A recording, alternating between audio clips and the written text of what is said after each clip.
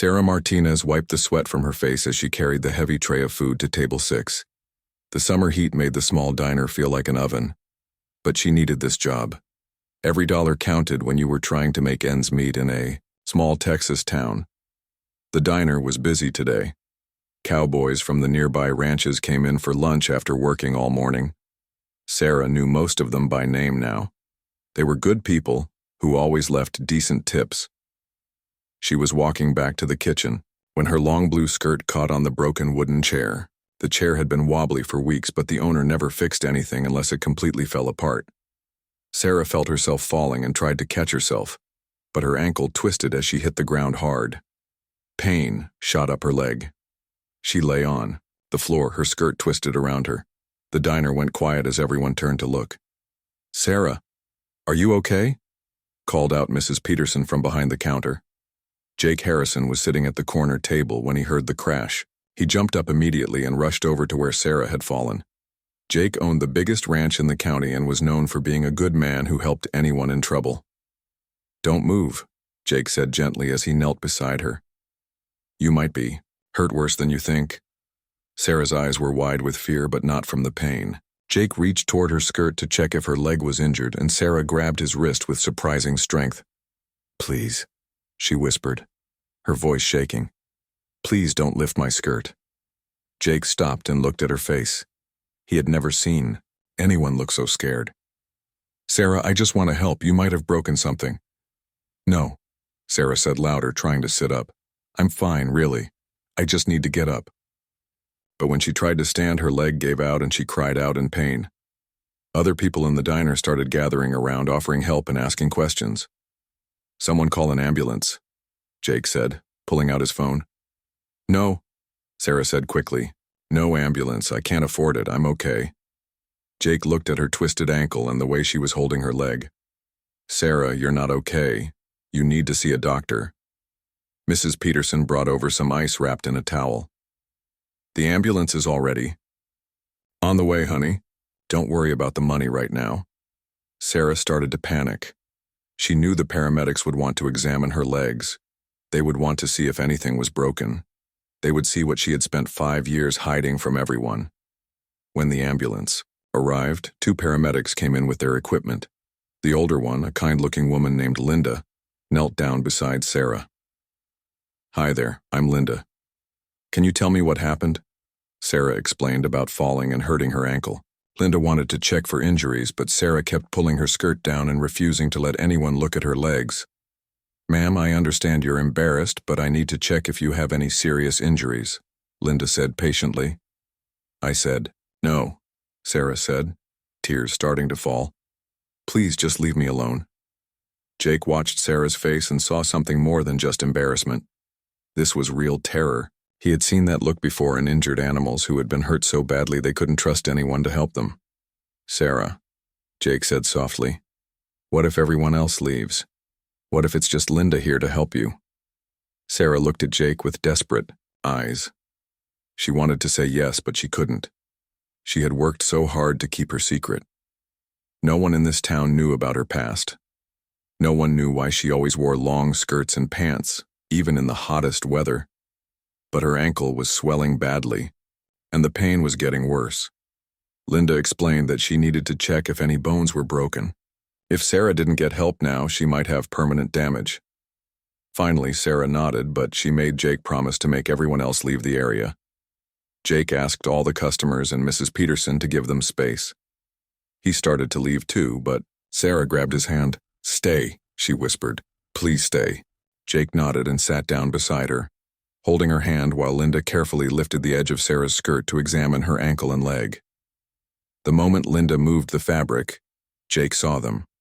Scars covered Sarah's legs from her ankles to her thighs.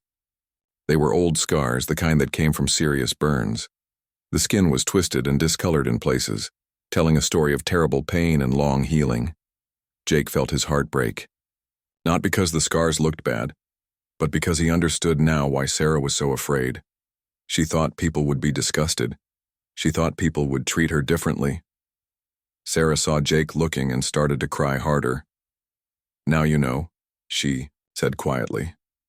"Now you see why I can't let anyone look." Jake squeezed her hand gently. Sarah, I see someone who survived something terrible. That's what I see. Linda checked Sarah's ankle and determined it was sprained, not broken. She wrapped it carefully and gave Sarah some pain medication. Before she left, Linda spoke quietly to Sarah. Honey, those scars tell a story of strength. Don't let anyone make you feel ashamed of surviving. After the paramedics left, the diner slowly returned to normal. Mrs. Peterson helped Sarah to a chair and brought her some water. Jake stayed with her, not saying much, just being there. I should go home, Sarah said finally. I'll drive you, Jake offered. Sarah wanted to say no, but her ankle hurt too much to walk. Jake helped her to his truck and drove slowly to her small apartment above the hardware store. As they sat in the truck outside her building, Sarah finally spoke. You want to know what happened, don't you? Jake turned to look at her. Only if you want to tell me. Sarah took a deep breath. For 5 years, she had kept her story locked inside. She had moved to this town where no one knew her past. She had hidden behind long clothes and quiet behavior, but something about Jake's kindness made her want to trust him. There was a fire, she said quietly. 5 years ago. My little brother was trapped upstairs. The firefighters weren't there yet, and I couldn't wait. I went in to get him. Jake listened without interrupting as Sarah told him about running into the burning house. She told him about finding her 8-year-old brother hiding under his bed, too scared to move. She told him about carrying him out while the burning ceiling fell around them. I got him out, Sarah said. He didn't have a scratch on him, but my legs got caught under some burning wood. I was in the hospital for 3 months. Your brother is okay? Jake asked. Sarah smiled for the first time that day. He's 13 now. He lives with my aunt in California. He's doing great in school and wants to be a firefighter when he grows up. And you're here alone, Jake said. I couldn't stay there anymore. Everyone knew what happened. They all stared at me with pity. Some kids called me names. I just wanted to start over somewhere new. Jake was quiet for a moment. Sarah, what you did was incredibly brave. You saved your brother's life. But look at me now, Sarah said, looking down at her covered legs. I can't even wear a normal dress. I can't go swimming. I can't have a normal relationship because I'm too afraid to let anyone see me. Jake thought about his own hidden pain. He had never told anyone in this town about losing his sister in a car accident 3 years ago. He had never told anyone about the guilt he carried, wondering if he could have prevented it somehow. We all carry scars, Jake said quietly. Some people just can't see them. Sarah looked at him with curiosity. What do you mean? Jake took a deep breath. I lost my sister in a car accident. I was supposed to pick her up from a party that night, but I was busy with work. She got a ride with a friend who had been drinking. They didn't make it home. Sarah felt her heart ache for Jake. That wasn't your fault. Maybe not, Jake said. But I carry the guilt every day. I see someone who made a choice to run into danger to save someone they loved. That's not something to be ashamed of. That's something to be proud of. For the first time in years, Sarah felt like someone truly understood her, not just her scars, but the weight she had been carrying. Jake didn't look at her with pity or disgust. He looked at her with respect. Thank you, Sarah said softly. For what? For staying. For not running away when you saw. Jake smiled. Sarah, those scars don't change who you are. They're proof of your courage. As Sarah went inside her apartment that night, she thought about Jake's words. For the first time since the fire, she wondered if maybe she could stop hiding. Maybe she could start living again. The next morning, Sarah woke up with her ankle throbbing. She had barely slept, thinking about what happened at the diner. Jake had seen her scars. After 5 years of keeping her secret, someone finally knew the truth about her legs. She tried to get out of bed, but the pain in her ankle was worse than yesterday. The paramedic had told her to stay off her feet for a few days, but Sarah couldn't afford to miss work. She needed every dollar from her job at the diner. Sarah wrapped her ankle tightly and put on her longest skirt. She looked at herself in the mirror and wondered if Jake would tell other people what he had seen. Would everyone in town know by now? Would they stare at her differently? A knock at her door interrupted her thoughts. Sarah limped over and looked through the peephole. It was Jake, holding a bag from the bakery and 2 cups of coffee. "Sarah, it's Jake. I brought breakfast. How are you feeling?" Sarah hesitated. She didn't want to face anyone today, especially Jake. But she couldn't hide in her apartment forever. She opened the door slowly. "You shouldn't be walking on that ankle," Jake said when he saw her trying to stand normally. "The doctor said to rest it." "I have to work," Sarah said. "Mrs. Peterson is expecting me." "I already called her. I told her you're hurt and need a few days off. She said not to worry about it." Sarah felt panic rising in her chest. "I can't afford to miss work. I need the money for rent and groceries." Jake set the coffee and food on her small kitchen table. "Sarah, 1 or 2 days off won't hurt you financially. But if you don't let that ankle heal properly, you could be out of work for weeks." Sarah knew he was right, but she hated feeling helpless. She had worked so hard to be independent since moving to this town. She didn't want to rely on anyone else. "I brought you some of those blueberry muffins you like from Miller's Bakery," Jake said, trying to change the subject. "And coffee with extra cream, the way you order it at the diner." Sarah was surprised that Jake had noticed how she liked her. Coffee? Most people didn't pay attention to small details like that. She sat down carefully at the table, keeping her injured leg elevated. "Jake, about yesterday," Sarah began, but he held up his hand. "You don't have to explain anything to me," Jake said. "But if you want to talk, I'm here to listen." They ate breakfast in comfortable silence for a while. Sarah found herself relaxing around Jake in a way she hadn't with anyone in years. He didn't stare at her or ask uncomfortable questions. He just treated her like a normal person. "Can I ask you something?" Sarah said finally. "Of course. Why are you being so kind to me? Most people would have just left after the ambulance came." Jake thought about her question. "I guess because I recognize something in you. You're carrying a heavy burden and you're trying to carry it alone. I know what that feels like." Sarah looked at Jake's face and saw genuine understanding there. "You said yesterday that you lost your sister. Do you want to talk about it?" Jake set down his coffee cup and stared out the window for a moment. Her name was Emma. She was 22, just graduated from college. She was smart and funny and had her whole life ahead of her. "What happened?" Sarah asked gently. "She went to a party with some friends from work. I was supposed to pick her up at midnight, but I got caught up in paperwork for the ranch. I told her to find another ride home." Jake's voice got quiet. "She got in a car with a guy who had been drinking. They hit a tree about 2 miles from her apartment." Sarah felt tears forming in her eyes. "Jake, that's terrible. I'm so sorry. The worst part is that she called me 20 minutes before the accident. She asked if I could still come get her because she didn't feel safe with the other drivers. I told her I was too busy and to figure it out herself." "You couldn't have known what would happen," Sarah said. "Maybe not, but I should have dropped everything and gone to get her. That's what big brothers are supposed to do. Protect their little sisters." Sarah understood the guilt Jake was carrying. It was different from hers, but just as heavy. "Do you blame yourself every day?" "Every single day for 3 years," Jake admitted. "I moved to this town to get away from all the memories, but I brought the guilt with me." Sarah reached across the table and touched Jake's hand. "I understand. I saved my brother, but I still blame myself for not being faster, for not getting him out before I got hurt." "But you did save him," Jake said. "That's what matters. And you couldn't control what your sister chose to do that night," Sarah replied. "That's what matters too." They sat quietly, both thinking about the weight they had been carrying alone. Sarah realized that Jake was the first person who truly understood her guilt and pain. He didn't try to tell her she was being silly, or that she should just get over it. "Jake, can I show you something?" Sarah asked suddenly. Jake looked surprised. "Of course." Sarah stood up slowly and walked to her bedroom. She came back with an old shoebox filled with photos and newspaper clippings. She sat back down and opened the box carefully.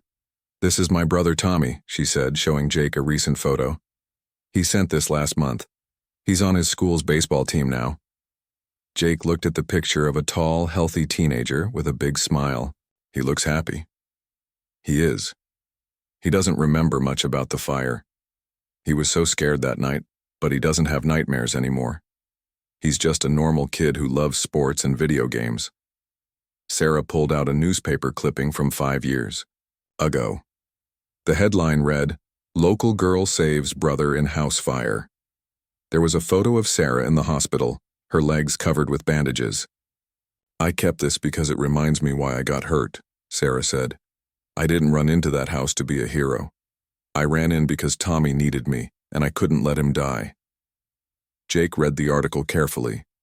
It described how Sarah had crawled through smoke and flames to reach her brother's room. It told how she had covered his body with hers when burning debris fell from the ceiling. It called her a hero. "Sarah, this article is right. You are a hero," Jake said. "I don't feel like a hero. I feel like a damaged person who can't even wear shorts or go swimming. Do you think less of me because I couldn't save my sister?" Jake asked. "Of course not, that's completely different." "How is it different? We both faced impossible situations. You succeeded in saving someone you love. I failed. But you're the one who thinks she should be ashamed." Sarah had never thought about it that way before. She had spent so much time focusing on her scars and limitations that she had forgotten about her success. She had saved Tommy's life. He was alive and happy because of her courage. "I haven't shown these pictures to anyone since I moved here," Sarah said. "I was too afraid of what people would think." "What do you think people would think?" Jake asked. "That I'm ugly, that I'm damaged, that I'm not normal." Jake looked at the newspaper photo again, then at Sarah sitting across from him. "I think people would see someone who loves her family so much that she was willing to risk everything to save them. I think they would see strength and courage." Sarah felt something shifting inside her chest. For years, she had told herself that her scars made her unlovable and unwanted. But Jake was looking at her the same way he had before he knew about her legs, with respect and kindness. "It's hard to believe that after hiding for so long," Sarah said. "I know. I've been hiding too, in my own way. I don't talk about Emma with anyone. I don't let people get close because I'm afraid they'll see how guilty I feel. But you're talking to me about her now," Sarah pointed out, "because you understand. You know what it's like to carry something heavy inside you."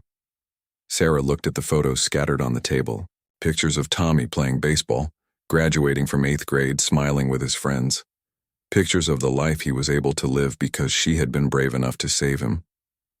"Maybe it's time we both stopped hiding," Sarah said quietly.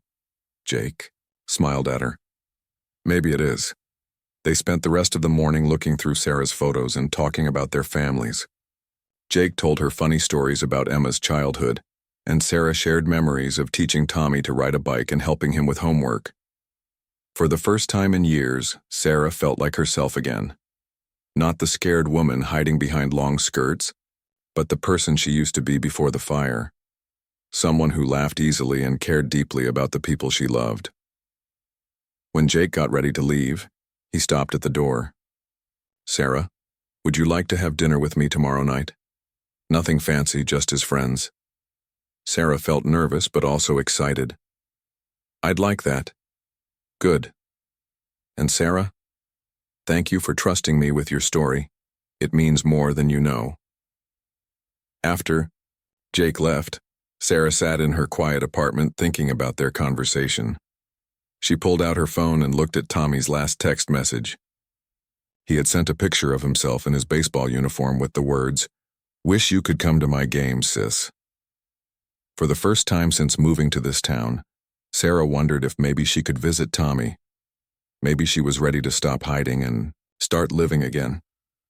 Maybe Jake was right and her scars were proof of her strength, not her weakness. She looked down at her covered legs and made a decision. Tomorrow, when she had dinner with Jake, she would wear a dress that showed her ankles. It was a small step, but it was a beginning. Sarah stood in front of her closet for almost an hour, staring at her clothes.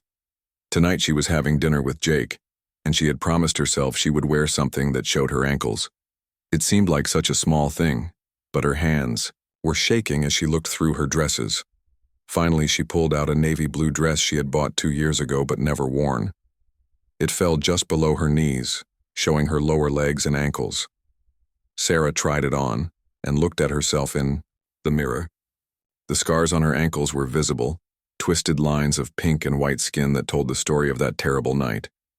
She almost changed back into a long skirt 3 times, but each time she stopped herself. Jake had already seen her scars. He knew her story. There was no point in hiding anymore, at least not from him. Jake picked her up at 6 o'clock. When Sarah opened the door, she saw his eyes move down to her ankles, but his expression didn't change. He smiled at her the same way. He always did.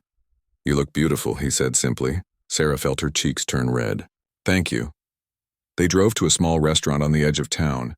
It was the kind of place where families went for dinner, with checkered tablecloths and home-style cooking. Sarah had never eaten there before because she always worried about people staring at her. As they walked to their table, Sarah noticed a few people looking in their direction. Her first thought was that they were staring at her legs, but then she realized they were probably just curious about seeing Jake with someone. He was well known in town, and people always paid attention to what he did. "Are you okay?" Jake asked as they sat down. "Just nervous," Sarah admitted. "I haven't eaten out in a restaurant in a long time." "Why not?" Sarah looked down at her hands. "I was always afraid people would stare at my legs if I wore anything that showed them, and I felt silly wearing long pants to dinner in the summer." Jake nodded with understanding. "I know what you mean. I stopped going to a lot of places after Emma died because I was afraid someone would ask me about her, and I'd break down in public." Their waitress came over to take their orders. She was a friendly older woman named Betty who had worked at the restaurant for 20 years. She knew Jake and chatted with him about the ranch while Sarah looked at the menu. "And who is this lovely lady?" Betty asked with a warm smile. "This is Sarah Martinez," Jake said. "She works at Peterson's Diner." "Oh, I've heard wonderful things about you, dear," Betty said to Sarah. "Mrs. Peterson says you're the best waitress she's ever had." Sarah felt surprised and pleased. She hadn't known that Mrs. Peterson talked about her to other people. "That's very kind of her to say." After Betty left to get their drinks, Jake leaned forward across the table. "See? People think good things about you. You've been worrying about nothing." "Maybe," Sarah said, but she still felt nervous. They ordered dinner and started talking about lighter topics.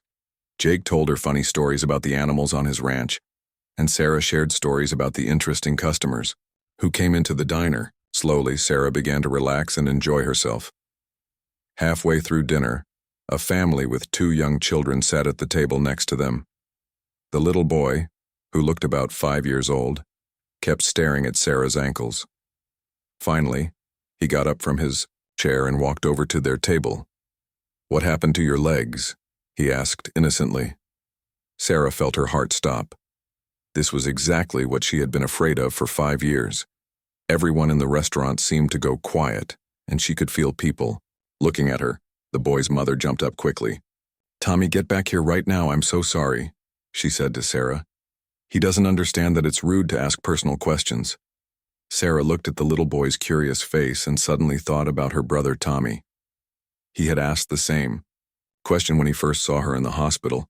She had been so worried about scaring him that she had made up a story about falling off her bike. "It's okay," Sarah said to the mother. Then she looked at the little boy. "I got hurt in a fire a long time ago, but I'm all better now." "Did it hurt?" the boy asked. "Yes, it hurt a lot. But sometimes we get hurt helping people we love, and that makes it worth it." The boy nodded seriously as if he understood.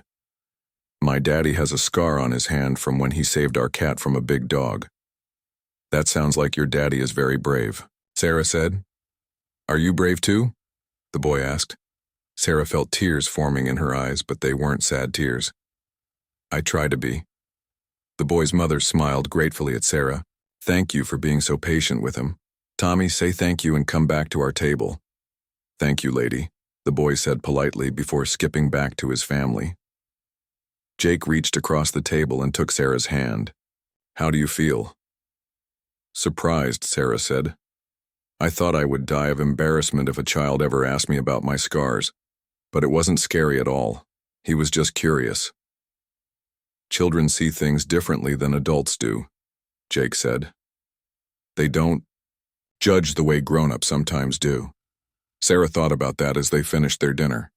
The little boy had asked his question without any meanness or judgment. He had just wanted to understand. Maybe she had been wrong to assume that everyone would react badly to her scars. After dinner, they walked slowly back to Jake's truck. Sarah's ankle was feeling much better, and she was starting to walk normally again. "Sarah, can I ask you something?" Jake said as they drove back toward town. "Of course. Do you ever think about dating? I mean, before tonight, did you ever consider going out with anyone?" Sarah was quiet for a moment. "I thought about it sometimes. There was a man who came into the diner regularly about a year ago. He always asked how I was doing and seemed nice. I think he might have been interested in asking me out." "What happened?" "Nothing. I was too scared. I kept thinking about what would happen if he wanted to get serious. How could I explain why? I never wore shorts or swimsuits. How could I tell him about my scars without him running away?" Jake pulled into a parking space outside Sarah's apartment building and turned off the engine. What if he hadn't run away? What if he had accepted you just the way you are? "I couldn't take that chance," Sarah said. "It was easier to just keep to myself." "But you're here with me tonight," Jake pointed out. Sarah looked at Jake's kind face in the dim light from the street lamp. "That's different. You already know about my scars. You've already seen the worst part of me and you're still here." "Sarah, your scars aren't the worst part of you. They're not even a bad part of you. They're just part of your story." Sarah felt something changing inside her as Jake spoke. For so many years she had thought of her scars as something shameful and ugly. But tonight, when that little boy had asked about them, she had felt proud for the first time. She had saved her brother.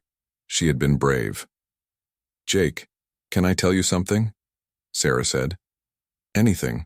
I used to dream about being normal again, about having smooth, pretty legs like other women.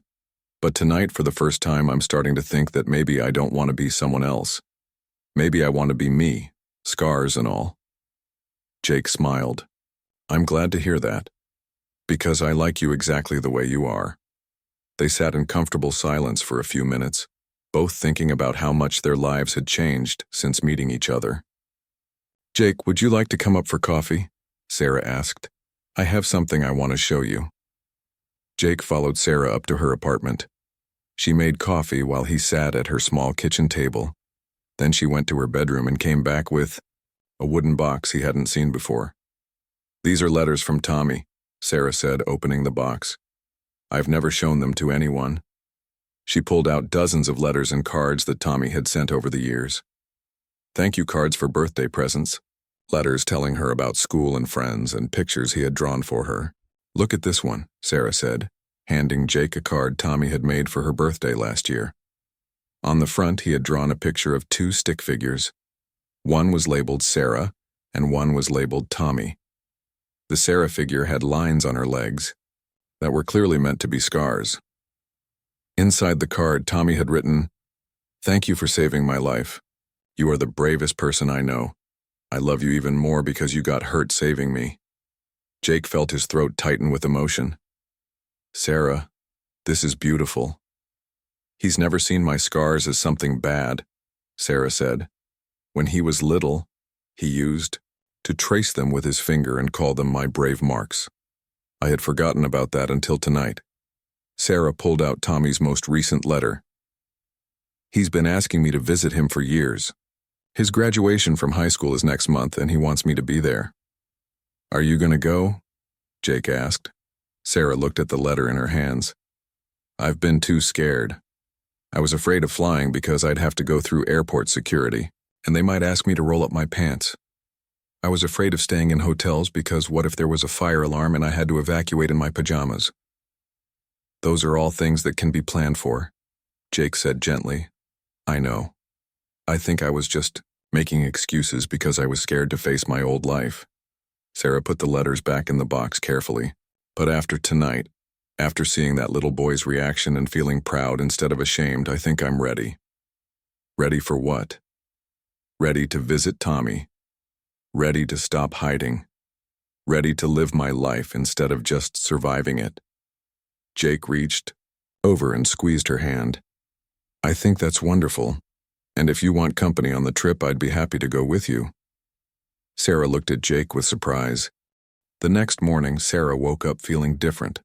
For the first time in years, she was excited about something instead of just worried.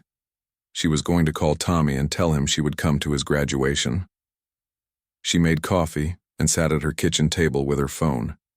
Her hands were shaking as she dialed Tommy's number. What if he had given up on her? What if he didn't want her to come anymore? Sarah. Tommy's voice was so happy when he answered. I was just thinking about you. How are you doing? I'm good. Tommy, really good. I have something to tell you. What is it? Sarah took a deep breath. I want to come to your graduation. If the invitation is still open, I'd like to be there. Tommy was quiet for a moment, and Sarah worried she had waited too long. Then she heard him yell to someone in the background, Aunt Marie, Sarah is coming to graduation. Tommy, are you still there? Sarah asked, laughing.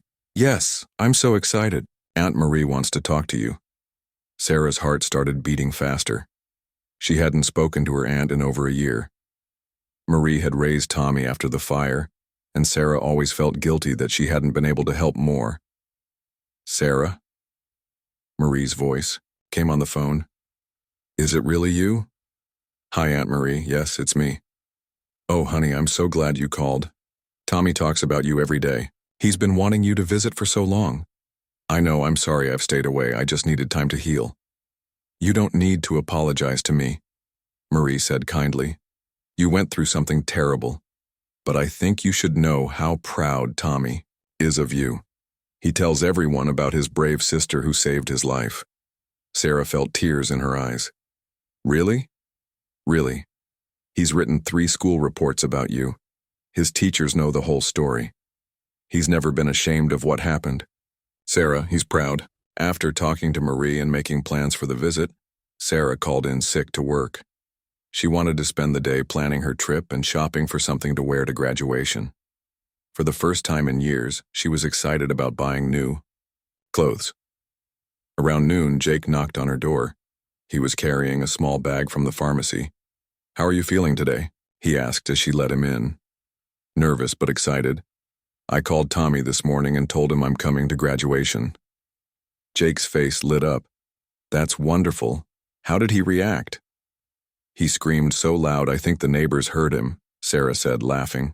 Then he put me on speakerphone so he could tell his aunt while I was listening. I brought you something, Jake said, handing her the bag. It's not much, but I thought it might help. Sarah opened the bag and found a small bottle of scar cream and a tube of concealer makeup designed for covering marks on skin. Jake, you didn't have to do this, Sarah said. I know you're learning to accept your scars, and I think that's great. But I also want you to have options. If there are times when you want to cover them a little, that's okay too. It doesn't mean you're ashamed. Sarah looked at the products in her hands. Thank you. That's very thoughtful. Sarah, can I ask you something personal? Of course. Have you ever thought about physical therapy for your legs? I noticed you still limp a little. Sometimes. Sarah nodded. The doctors recommended it after I got out of the hospital, but I was too embarrassed. Physical therapy means wearing shorts and having strangers touch my legs and see my scars. What if I went with you, just for moral support? Sarah looked at Jake with surprise. You would do that? If it would help you feel more comfortable, yes. Sarah thought about it. She had avoided physical therapy for 5 years because she was afraid of being judged. But her legs did still bother her sometimes, especially when the weather changed. Maybe it was time to take care of herself properly. Let me think about it, Sarah said. That afternoon, Sarah went shopping for the first time in years. Instead of going to her usual store where she bought long skirts and pants, she went to a nice department store in the next town over. She felt nervous walking into the dress section, but she forced herself to look at clothes she had never considered before. Dresses that ended at the knee, skirts that showed her calves, even a few pairs of capri pants. A saleswoman named Janet approached her. Can I help you find anything special? I need something to wear to my brother's high school graduation, Sarah said. How exciting. Is this your first time shopping for something like this? Sarah almost laughed at how true that was. You could say that. Janet helped Sarah try on several dresses. When Sarah came out of the dressing room wearing a pretty green dress that ended just below her knees, Janet smiled. That color is beautiful. On you. It brings out your eyes. Sarah looked at herself in the mirror. The dress was pretty and she did look good in it, but her scars were visible on her lower legs. I don't know, Sarah said. Maybe something longer would be better. Janet noticed Sarah looking at her legs with concern. Honey, can I tell you something? I've been working in this store for 15 years and I've learned that confidence is the best accessory any woman can wear. Whatever you're worried about, I promise it's not as noticeable as you think. Sarah decided to trust Janet and bought the green dress. She also bought a pair of low heels and a small purse. As she was paying, Janet handed her a business card. If you ever want to come back and try on more things, ask for me. I'll take good care of you. On the drive home, Sarah felt proud of herself for taking such a big step. She had not only bought clothes that showed her scars, but she had done it without Jake there for support. She had done it on her own. That evening, Jake came over for dinner. Sarah had cooked spaghetti and they ate while she told him about her shopping trip. I'm proud of you, Jake said. That took a lot of courage.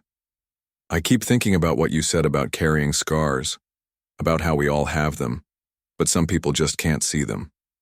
Jake nodded. What about it? I realized that I've been focusing so much on my visible scars that I forgot about my invisible ones. The fear, the loneliness, the way I stopped trusting people. Those scars might be worse than the ones on my legs. That's very wise, Jake said. I want to work on healing all of my scars, not just accepting the physical ones. After dinner, they sat on Sarah's small couch drinking tea. Sarah had been thinking about something all day and she finally worked up the courage to ask, Jake, can I ask you about your sister Emma? What was she like? Jake smiled sadly. She was amazing.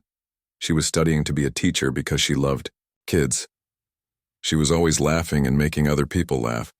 She used to say that life was too short to waste time being unhappy. She sounds wonderful. She was. I think she would have liked you a lot. What do you think she would say about the way you've been blaming yourself for her death? Jake was quiet for a long time. She would probably tell me I'm being stupid. Emma never let anyone feel sorry for themselves for very long. Maybe she's still trying to tell you that, Sarah said gently. Jake looked at Sarah with tears in his eyes. You know, talking to you about Emma is the first time I've been able to think about her without feeling completely destroyed by guilt. Why do you think that is? Because you understand what it's like to survive something terrible. But you also understand what it's like to find meaning in the pain. Sarah took Jake's hand. I never thought about my scars as meaningful before I met you. I just thought they were ugly marks that ruined my life. And now? Now I think they're proof that love can make people do incredible things. I loved Tommy enough to run into a burning building. That's not something to be ashamed of. Jake squeezed her hand.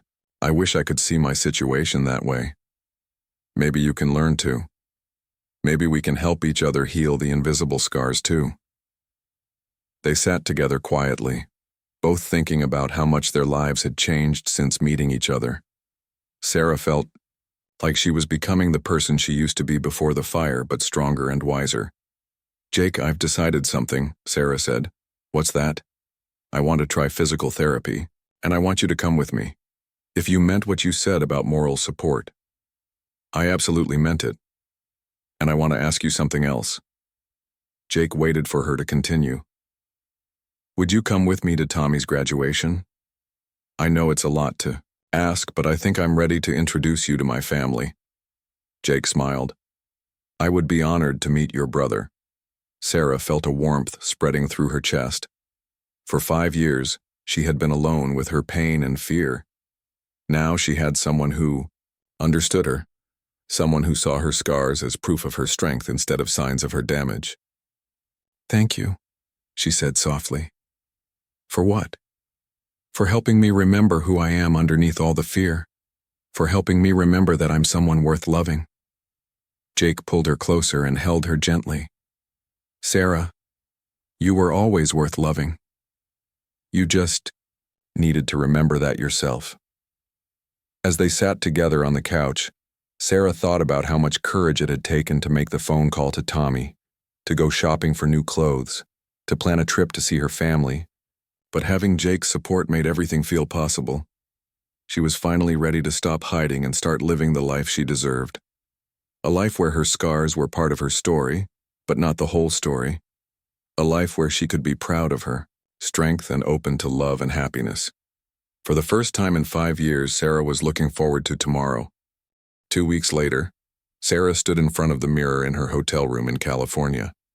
She was wearing the green dress she had bought, and her hands were shaking as she tried to put on her earrings. Today was Tommy's graduation, and she would see him for the first time in 5 years. Jake was sitting on the chair by the window, already dressed in his nice suit.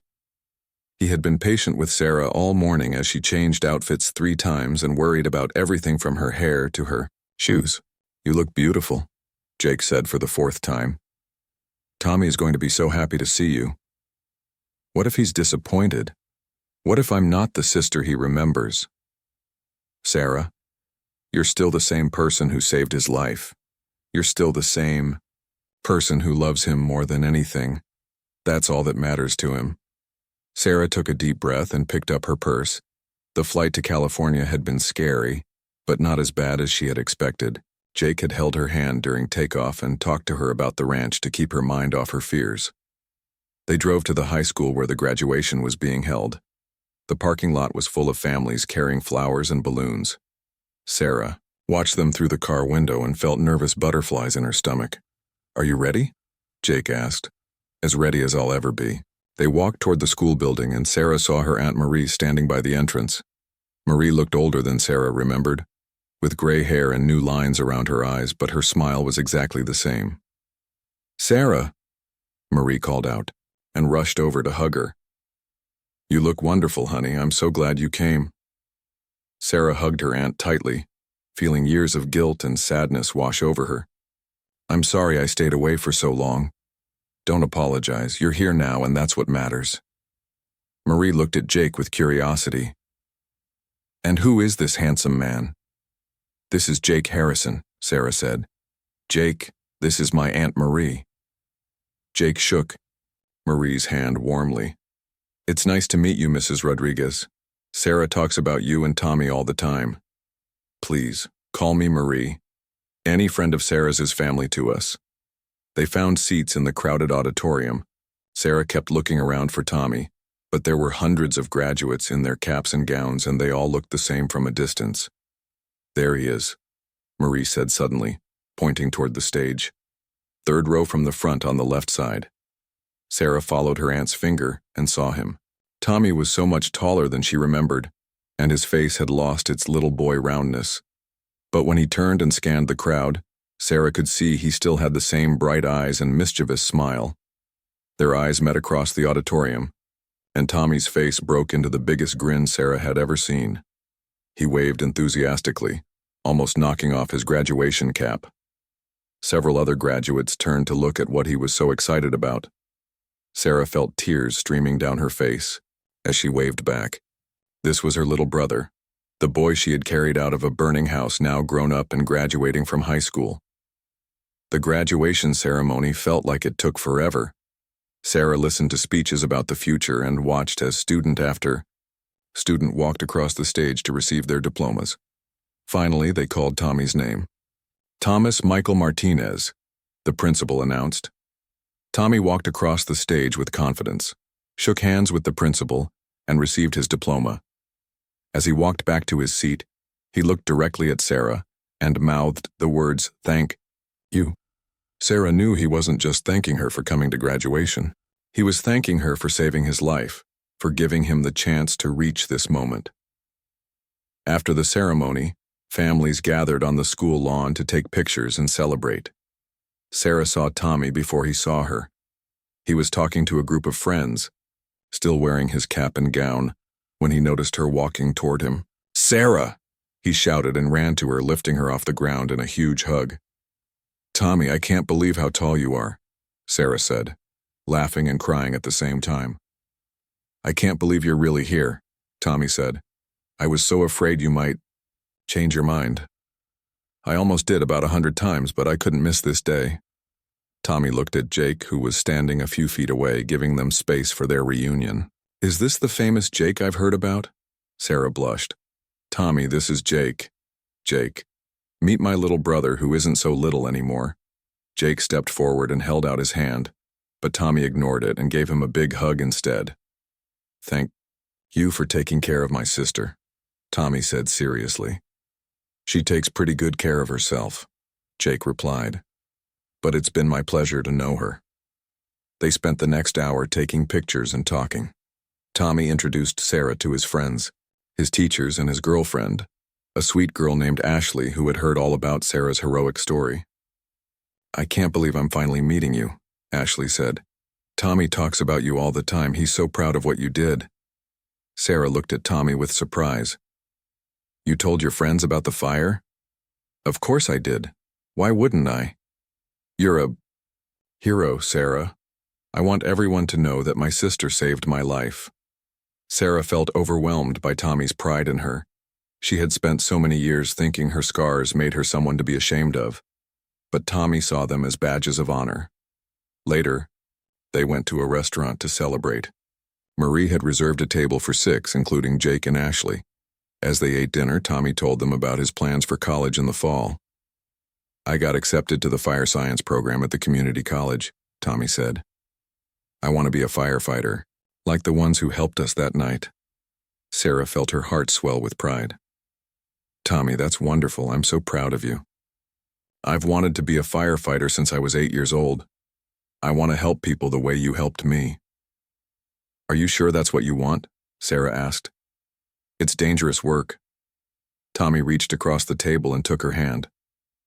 Sarah, you taught me that sometimes helping people means taking risks. You taught me that protecting the people you love is worth any danger. Jake watched Sarah's face as she listened to her brother. He could see how much Tommy's words meant to her. For years, she had focused on what the fire had taken from her. Now she was seeing what her sacrifice had given to the world. After dinner, they walked around the downtown area. Tommy and Ashley walked ahead with Marie, while Sarah and Jake followed behind. How are you feeling? Jake asked. Happy, proud, grateful. I never imagined Tommy would become such an amazing young man. He learned from an amazing sister. They stopped at a park where Tommy used to play when he was little. Sarah sat on a bench and watched Tommy push Ashley on a swing, both of them laughing like children. Jake, can I tell you something? Sarah said. Always.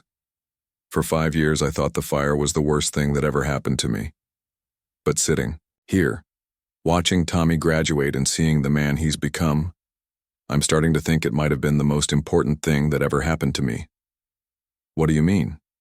If there hadn't been a fire, Tommy wouldn't have learned about courage and sacrifice. He might not have decided to become a firefighter. He might not be the kind of person who wants to help others. Jake nodded thoughtfully. So your pain gave him purpose. And maybe it gave me purpose too. I spent so many years hiding from my scars, but maybe they're supposed to be seen. Maybe my story is supposed to help other people who are hiding from their own pain. What are you thinking? Sarah was quiet for a moment, watching Tommy spin Ashley around until they were both dizzy. I'm thinking about the physical therapy we talked about, but not just for my legs. I want to become a counselor or therapist who helps people deal with trauma. Sarah, that's a wonderful idea. I could go back to school. I could learn how to help people who have been through fires or accidents or other terrible things. I could show them that scars don't have to define you. Jake smiled. You're already showing people that just by being yourself. Tommy came running over to them, slightly out of breath from playing. Sarah, will you come visit me at college? It's only 2 hours from here. I'd love to, Sarah said. And Tommy, I want you to come visit me in Texas. I want you to see where I live and meet my friends. Really, you want me to visit you? Of course I do, you're my brother. I've missed so much of your life already. I don't want to miss any more. Tommy hugged her again. I love you, Sarah. Thank you for saving my life. Thank you for giving me the chance to grow up and graduate and fall in love and become a firefighter. Sarah held her brother tight and felt a peace she hadn't experienced in years. She had saved Tommy's life, but in a way, he had saved hers too. By showing her that her scars were something to be proud of, by loving her exactly as she was, he had given her the courage to stop hiding and start living. That night, back in the hotel room, Sarah and Jake sat on the balcony looking at the stars. Sarah felt different than she had in years. Lighter, hopeful, ready for whatever came next. Thank you for coming with me, she said to Jake. Thank you for letting me be part of this. Seeing you with Tommy, seeing how proud he is of you, it made me think about Emma differently. How so? I realized that she wouldn't want me to spend my life feeling guilty about her death. She would want me to honor her memory by living fully and helping other people. Just like you're doing. Sarah took Jake's hand. Maybe we can help each other figure out how to do that. I'd like that very much. As they sat together under the California stars, Sarah thought about how much her life had changed since that day she fell in the diner. 3 months after Tommy's graduation, Sarah stood in the waiting room of the physical therapy clinic. She was wearing shorts for the first time in 5 years. Her legs felt cold and exposed, but she was determined to go through with this appointment. Jake sat beside her, reading a magazine but keeping one eye on Sarah. He could tell she was nervous by the way she kept adjusting her shorts and checking her watch. We can leave if you want to, Jake said quietly. We can try again another day. No, Sarah said firmly. I need to do this. My legs have been hurting more lately, especially when it rains. And if I want to help other people heal, I need to take care of myself first. A young woman in scrubs came out to the waiting room. Sarah Martinez? Sarah stood up on shaky legs. That's me. I'm Kelly, your physical therapist. Are you ready to get started?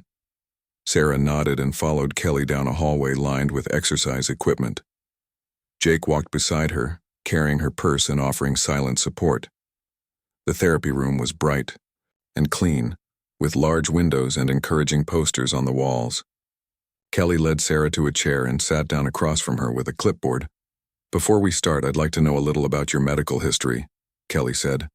I see from your file that you have scars from burn injuries. Can you tell me when that happened? Sarah took a deep breath.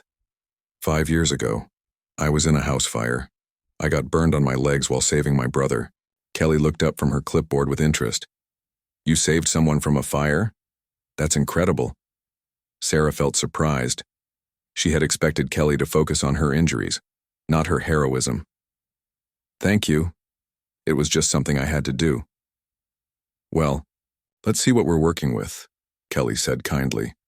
Would you mind if I take a look at your legs? I need to understand the extent of the scarring to plan your treatment. Sarah's heart started beating faster. Even though she had been wearing shorts and shorter dresses more often, having a stranger examine her scars still made her nervous. Jake reached over and squeezed her hand. I'll be right here, he said. Sarah nodded and extended her legs. Kelly examined them carefully, gently touching different areas and asking Sarah about pain and stiffness. The scarring is significant, Kelly said, but I can see that you had excellent surgical care. Whoever worked on you did a great job. How has your mobility been? I limp sometimes, especially when I'm tired. My ankles get stiff, and my left knee doesn't bend as well as it used to. That's very common with burn injuries. The good news is that we can definitely improve your flexibility and reduce your pain. It will take time and work, but I think you'll see good results. Kelly explained. The treatment plan. Sarah would come to therapy 3 times a week for at least 3 months. They would work on stretching, strengthening, and improving the flexibility in her legs. I have to warn you, Kelly said. Some of the exercises might be uncomfortable at first. We're going to be stretching scar tissue that hasn't been properly stretched in years. I can handle pain, Sarah said. I just want to get better. Kelly smiled. I can tell you're determined. That's the most important thing for recovery. They started with simple exercises. Kelly showed Sarah how to stretch her ankles and calves, and how to massage the scar tissue to keep it flexible. Some of the stretches were painful, but Sarah gritted her teeth and pushed through. "You're doing great," Kelly encouraged. "I can already see that you have more flexibility than I expected." After the session, Sarah felt tired but proud. She had faced one of her biggest fears and survived. Kelly gave her exercises to do at home and scheduled her next appointment. In the car, Jake looked at Sarah with admiration. "How do you feel?" "Sore, but good." Kelly was really nice. She didn't make me feel weird about my scars at all. "Did you notice how she called you incredible when you told her about saving Tommy?" Sarah smiled. "Yeah, I did notice that. It felt good to hear." Over the next few weeks, Sarah threw herself into physical therapy. The exercises were hard, and some days her legs hurt so much she could barely walk. But she could see improvement. Her limp was getting less noticeable, and she could bend her knees farther than she had in years. More importantly, Sarah was getting used to being around other people while wearing shorts.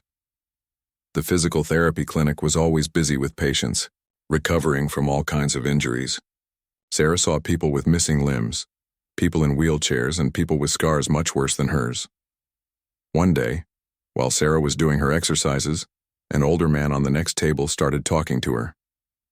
"Those are some serious scars you've got there," he said. "What happened, if you don't mind me asking?" A year ago, Sarah would have been horrified by such a direct question, but now she answered calmly. "House fire. I was saving my brother." The man nodded with respect. "I was in Vietnam. Got hit by shrapnel. These scars on my arms and chest are from that." He rolled up his sleeves to show Sarah his own twisted skin. "Took me 40 years to stop being ashamed of them." 40 years? Sarah asked. "Yep. Spent 4 decades wearing long sleeves in the summer and avoiding swimming pools. Finally, my granddaughter asked me why I never went swimming with her. I realized I was missing out on life because I was embarrassed about some old scars." Sarah thought about that conversation for days. This man had wasted 40 years being ashamed of scars he earned serving his country. Sarah didn't want to waste any more time being ashamed of scars she earned saving her brother. Around this time, something unexpected happened. Mrs. Peterson approached Sarah at work with an unusual request. "Sarah, honey, I have something to ask you," Mrs. Peterson said after the lunch rush had ended. "My church is doing a special service next month about everyday heroes. They want me to find someone from our community to speak about overcoming challenges." Sarah felt her stomach drop. "What kind of speaking?" "Just telling your story to the congregation. About the fire and how you saved Tommy. About how you've built a new life here." "Mrs. Peterson, I don't think I'm the right person for that. I'm not a public speaker." "Sarah, you don't have to be fancy. People just want to hear about real courage from a real person. You've inspired everyone in this town just by being yourself." Sarah was surprised. "What do you mean?" "Honey, people notice things. They've seen you wearing shorter skirts lately. They've seen you walking taller and smiling more. Betty from the restaurant told everyone about how kind you were to that little boy who asked about your legs. People respect you." That evening, Sarah told Jake about Mrs. Peterson's request. They were sitting in Sarah's apartment after her physical therapy session, and Sarah's legs were propped up on pillows. "What do you think?" Sarah asked. "Should I do it?" "Do you want to do it?" Jake asked back. "Part of me does. I keep thinking about what you said about my story helping other people. But I'm scared." "What scares you most about it?" Sarah thought for a moment. "I'm scared people will see me as a victim instead of a survivor. I'm scared they'll feel sorry for me instead of being inspired." "Sarah, no one who knows your story could see you as a victim. You ran into a burning building to save your brother. You've overcome years of fear and shame. You're getting your life back, piece by piece. That's not a victim story. That's a hero story." Sarah looked down at her legs, visible in the shorts she now wore regularly. The scars were still there, still twisted and discolored. But they looked different to her now. They looked like proof of her love for Tommy, proof of her strength, proof of her survival. "Okay," she said finally. "I'll do it." Jake smiled. "I'm proud of you." "Will you come with me? To the church?" I wouldn't miss it.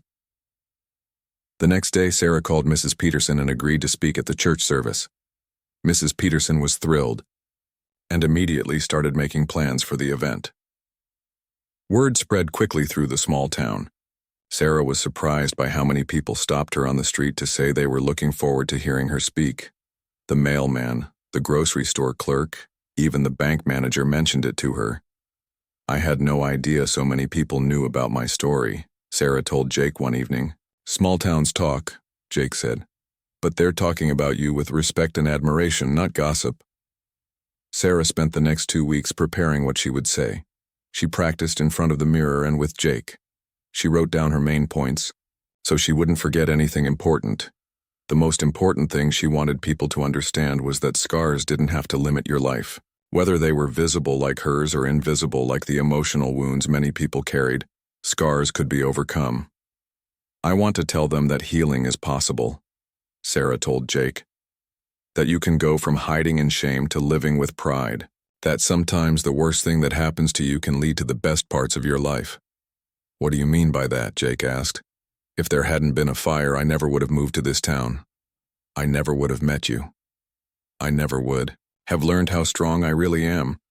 I never would have discovered that I want to help other people heal. Sarah had been thinking more and more about going back to school to become a counselor. She had even looked up programs at the community college in the next town over. She could study part-time while continuing to work at the diner. Jake, you think I'm crazy for wanting to become a therapist? I don't even have a college degree. I think you have something more valuable than a degree, Jake said. You have experience. The morning of the church service, Sarah woke up with butterflies in her stomach. She had been preparing for this day for 2 weeks, but now that it was here, she felt terrified. What if she forgot what to say? What if people stared at her scars instead of listening to her words? What if she started crying in front of everyone? Jake brought her coffee and toast, but Sarah could barely eat anything. She kept looking at her notes and practicing the first few sentences of her speech. You're going to do great, Jake said, sitting beside her on the couch. Just speak from your heart. Tell them what you told me about finding strength in your scars.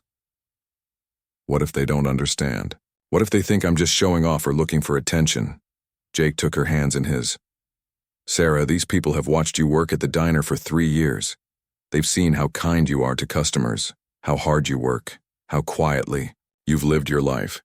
They know you're not someone who looks for attention. At 10 in the morning, they drove to the church. Sarah was surprised to see the parking lot was completely full. Cars lined the street for 2 blocks in both directions. Why are there so many people here? Sarah asked nervously. Word got around, Jake said. People from other towns heard about your story. Mrs. Peterson told me that 3 newspapers want to interview you after the service. Sarah felt panic rising in her chest. Newspapers? Jake, I can't handle reporters. I just wanted to talk to our little church. You don't have to talk to anyone you don't want to, Jake said calmly. But Sarah, think about why they're here. They're here because your story gives people hope. They're here because they need to hear what you have to say. Inside the church, Sarah was amazed to see that every seat was filled. There were people standing in the back and along the sides. She recognized faces from the diner, from the grocery store, from around town. But there were also many strangers who had driven from other communities. Mrs. Peterson hurried over to them. Sarah, honey, I'm so sorry about the crowd. I had no idea so many people would come. The story got picked up by the radio station and people have been calling all week asking about it. It's okay, Sarah said, though her voice was shaking.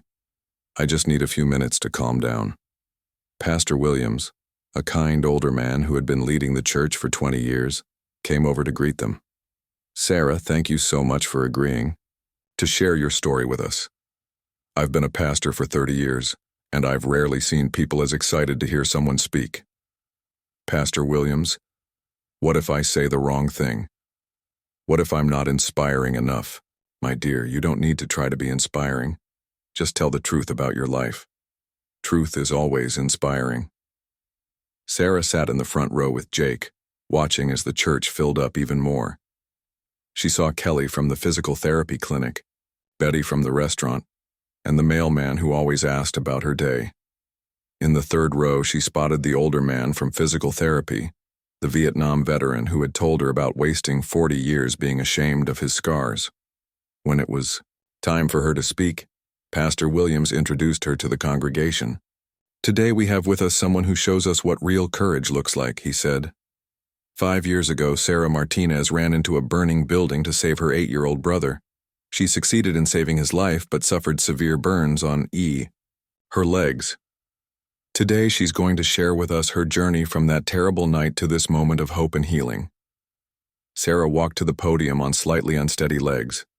She looked out at the sea of faces and felt overwhelmed. These people had given up their Sunday morning to hear her story. They were counting on her to say something meaningful. She took a deep breath and began. 5 years ago, I thought my life was over, Sarah said, her voice carrying clearly through the microphone. I was lying in a hospital bed with burns covering my legs, and all I could think about was how ugly and damaged I was going to be for the rest of my life. The church was completely silent. Sarah could see people leaning forward in their seats, hanging on every word. I spent the next 4 years hiding from the world. I moved to a new town where nobody knew me. I wore long skirts and pants even in the summer heat. I didn't date, I didn't go swimming, I didn't do anything that might let people see my scars. Sarah paused and looked down at her legs, visible in her blue dress.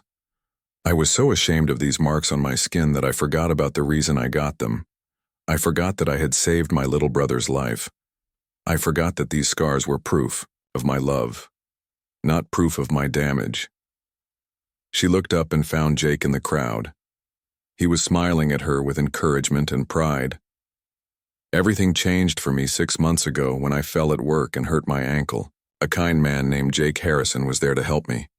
When the paramedics needed to look at my legs, I begged them not to lift my skirt. But Jake stayed with me, and when he saw my scars, he didn't look away in disgust. He looked at me with respect.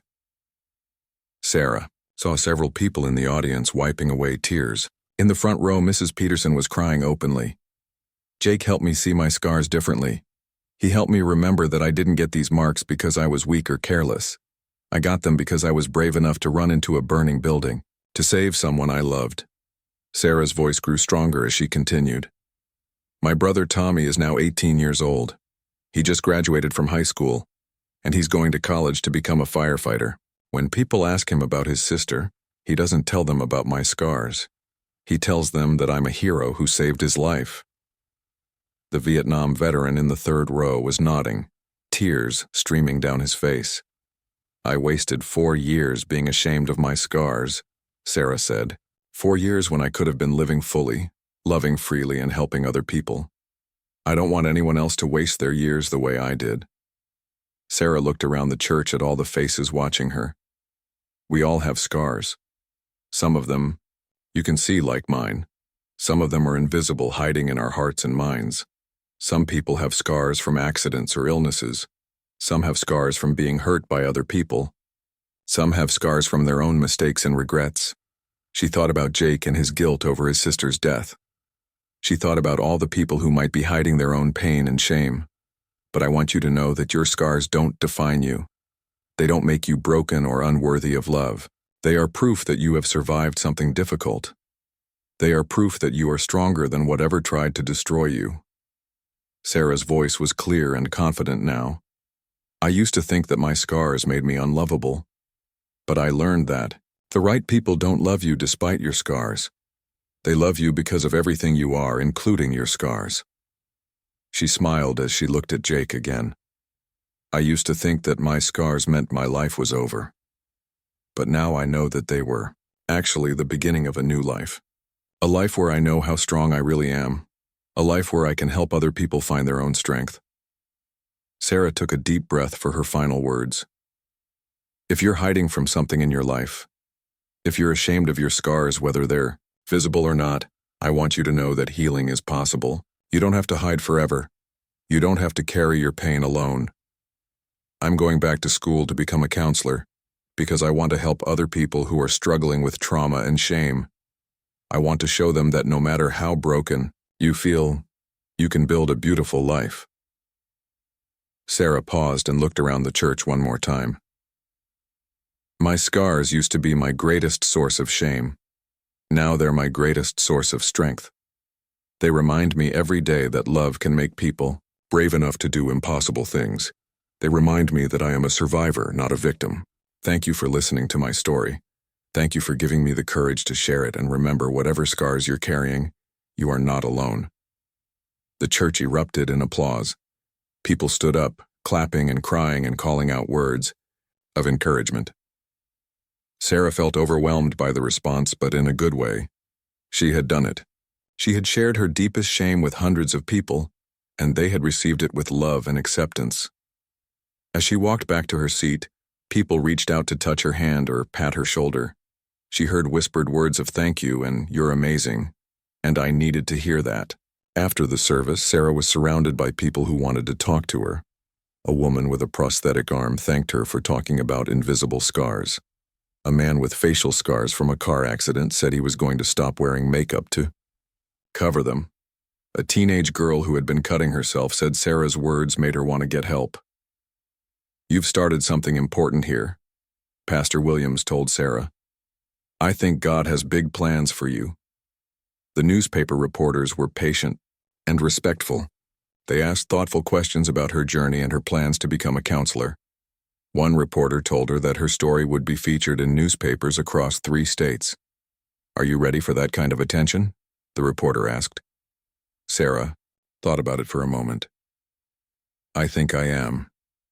If my story can help even one person stop hiding and start living, then it's worth any amount of attention. On the drive home, Sarah felt exhausted but exhilarated. I can't believe I did that, she told Jake. I can, Jake said. You were incredible up there. You had everyone in that church hanging on every word. Did you see how many people came up to me afterward? So many of them had their own stories about hiding from something. 1 year later, Sarah stood in the community center wearing a white summer dress that ended just above her knees. Her scars were clearly visible, but she wore them like jewelry now, proud and unashamed. Today was the opening day of the support group she had started for burn survivors and people dealing with trauma-related scars. The newspaper articles about her church speech had brought letters from all over the country. People shared their own stories of hiding from scars, both visible and invisible. Many asked if Sarah could help them find the courage she had found.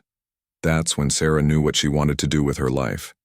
She had enrolled in the community college's counseling program and was halfway through her degree. She studied at night after working at the diner during the day. It was exhausting, but Sarah had never felt more motivated about anything in her life.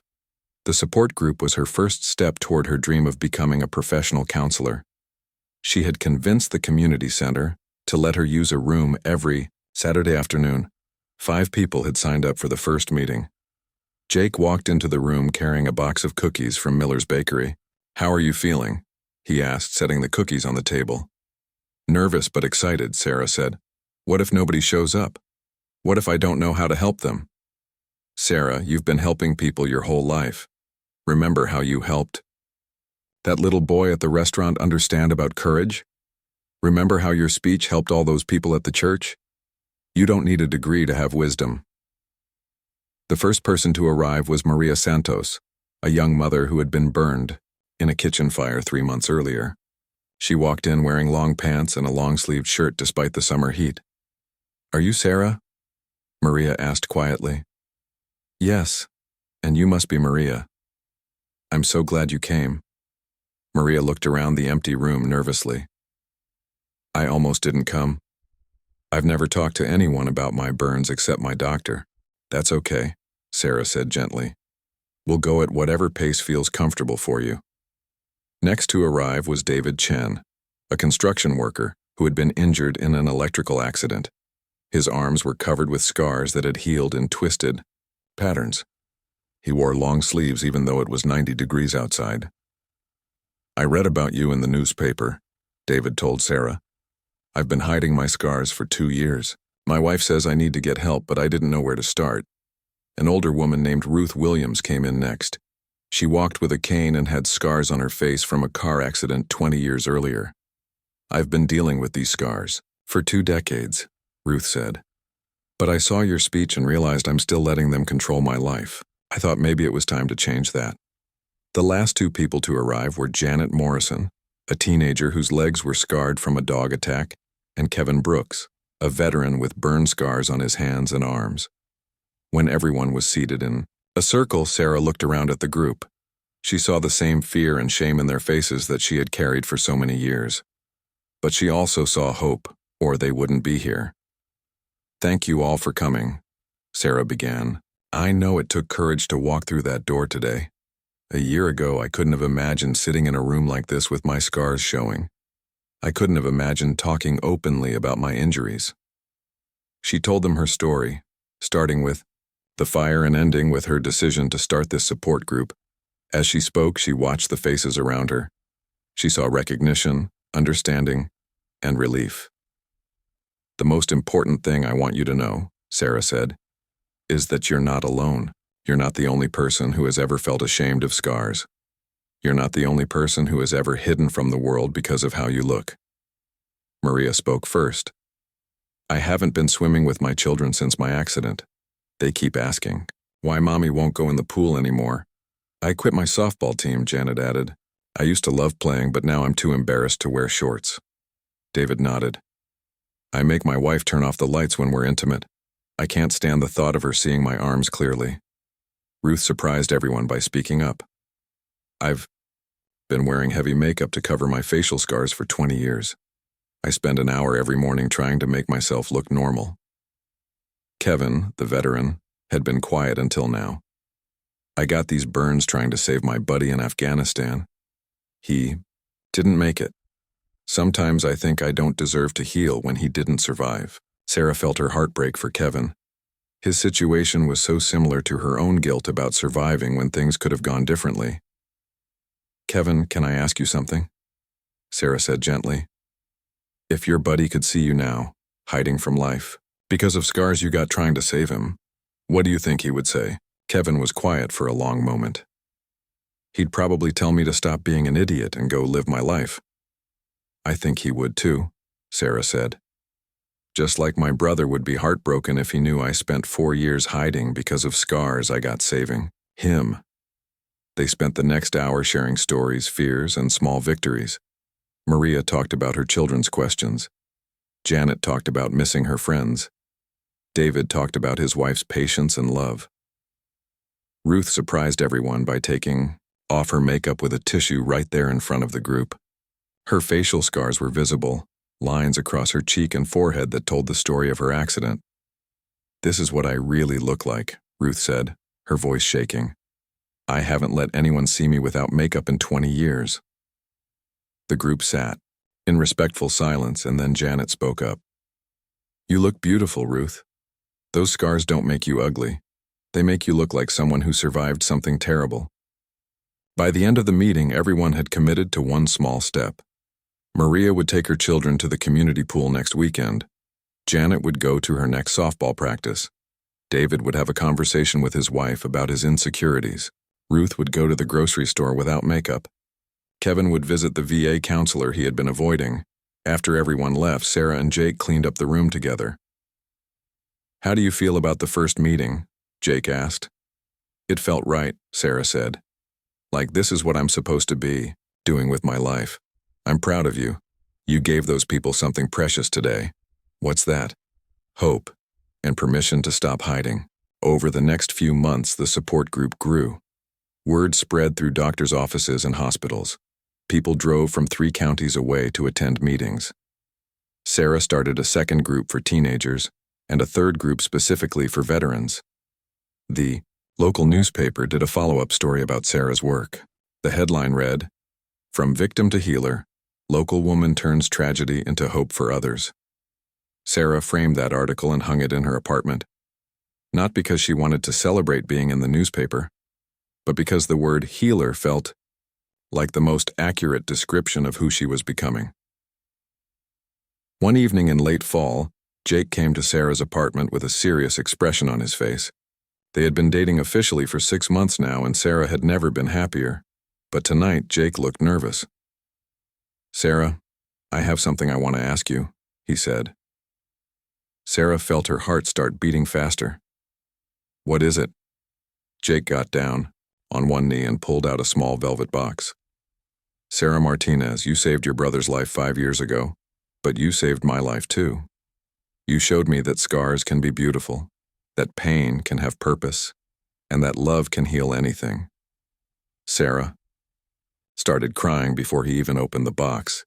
You turned your greatest tragedy into your greatest strength.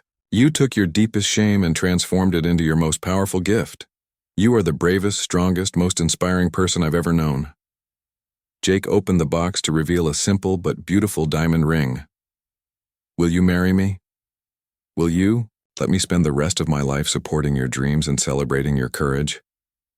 Yes, Sarah whispered through her tears. Yes, of course, yes. As Jake slipped the ring onto her finger, Sarah thought about how impossible this moment would have seemed just 2 years ago. Back then, she thought she was too damaged for love, too broken for happiness, too scarred for a normal life. Now she knew that her scars hadn't prevented her from finding love. They had led her to it. Jake loved her not despite her scars, but because of the story they told about her character. 6 months later, on a perfect spring day, Sarah and Jake were married in the same church where Sarah had given her first speech. The wedding was attended by everyone who had been part of Sarah's journey from hiding to healing. Tommy walked Sarah down the aisle, tall and proud in his firefighter dress uniform. He had graduated from the fire academy and was now working to save other people's lives, inspired by his sister's courage. Marie cried happy tears in the front row. Kelly from physical therapy was there, along with Mrs. Peterson from the diner, Pastor Williams, and dozens of people from Sarah's support groups. But the most meaningful moment came when Sarah spoke her vows to Jake. Jake, you saw my scars and called them beautiful. You saw my shame and called it strength. You saw my broken places and showed me they were where the light could get in. Sarah looked out at the congregation, at all the people who had supported her journey. You taught me that love doesn't require perfection. Love requires honesty, courage, and the willingness to be vulnerable with another person. I promise to spend our marriage continuing to grow, continuing to heal, and continuing to help other people find their own strength.